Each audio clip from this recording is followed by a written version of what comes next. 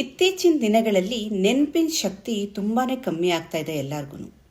ಅದನ್ನು ಇಂಪ್ರೂವ್ ಮಾಡ್ಕೊಳಕ್ಕೆ ಅಂತಲೇ ಒಂದು ಮನೆ ಮೆಡಿಸಿನ್ ಹೇಳ್ಕೊಡ್ತೀನಿ. ಇದು ಬ್ರಾಹ್ಮಿ ಅಂದರೆ ಒಂದಲ್ಗದ ಎಲೆ. ಇದನ್ನು ಯೂಸ್ ಮಾಡಿ ಹೇಗೆ ಮಾಡ್ಕೊಳೋದು ಅಂತ ನೋಡೋಣ.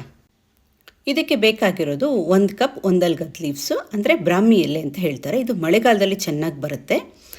1 ಕಪ್ಪು ಕಾಯಿ ತುರಿ, 1-2 ಹಸಿರು ಮೆಣಸಿನ್ಕಾಯಿ, ಸ್ವಲ್ಪ ಉಪ್ಪು, ಹಾಗೆ ಸ್ವಲ್ಪ ಹುಣಸೆಹಣ್ಣು.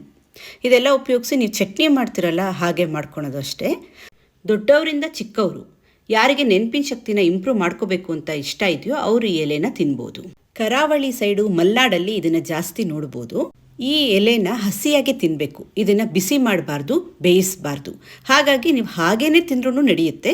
2 ಎಲೆ ದಿನ ಬೆಳಿಗ್ಗೆ ಖಾಲಿ ಹೊಟ್ಟೆಲಿ ತೊಗೋಬೋದು ಅಥವಾ ಚಟ್ನಿ ಮಾಡಿಕೊಂಡು ತಿನ್ಬೋದು.